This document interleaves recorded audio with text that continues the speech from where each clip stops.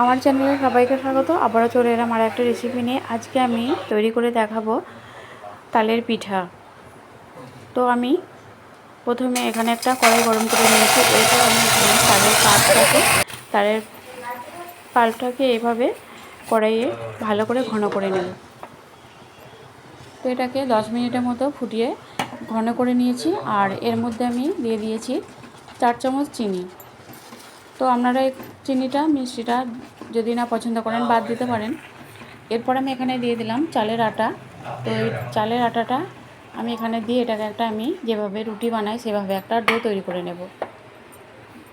তো এটা আমার আর একটু নরম মনে হচ্ছিলো, তো আমি আরও হাফ বাটির মতো আটা দিয়ে এটাকে আমি একটা ডো তৈরি করে নিয়েছি। তো এটাকে ঠান্ডা করে আমি দেখুন এইভাবে রুটির মধ্যে বেলে নিয়েছি আর একটা ছুরি দিয়ে এভাবে চৌকো করে কেটে নিলাম। এরপর আমি এগুলোকে একটা তাওয়া বসিয়েছি গরম করতে। তো এরপর আমি এগুলোকে ভেজে নেব। তো আমি এখন তেলটা দিলাম না, তেলটা কিছুক্ষণ পরে দেব। তো এইভাবে করে আমি এগুলোকে রুটির মতো করে ভেজে নেব।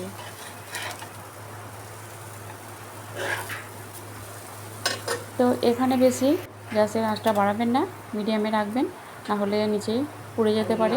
এরপর আমি এখানে দিয়ে দিলাম 1 চামচের মতো তেল। এখানে বেশি তেলের প্রয়োজন নেই। এভাবে করে লাল লাল করে উল্টে পাল্টে আমি পিঠেগুলোকে ভেজে নিলাম। আবারও আমি পরের ব্যাচে বাকিগুলোকে ভেজে নিলাম। তো দেখুন কত সহজে হয়ে গেল, আর খেতেও দুর্দান্ত লাগে। আপনারা একবার হলেও এটা বাড়িতে তৈরি করে দেখবেন, অসম্ভব মজাদার একটা পিঠে।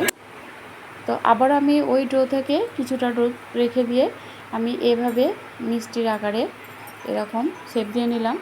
দেখুন এই পিঠাটা আর একটা পিঠা। তো এটাকে আমি এভাবে করে তেলে ভেজে নেব। এভাবে করে হাত দিয়ে একটু মিষ্টির মতো লম্বা করে শেপ দিয়ে নিয়ে যেভাবে আমরা ল্যাংচা বানাই ভাজা মিষ্টি, তো সেইভাবে করে এগুলোকে একটা শেপ দিয়ে নিয়ে এরকম লাল লাল কালার করে এগুলোকে আমি তুলে নেব। দেখুন সবগুলো পিঠা আমি এইভাবে করে ভেজে নিয়েছি। তো এই পিঠাটাও খেতে দারুণ, অসম্ভব। তো কেমন হয়েছে অবশ্যই জানাবেন, ভালো লাগলে একটা লাইক দেবেন।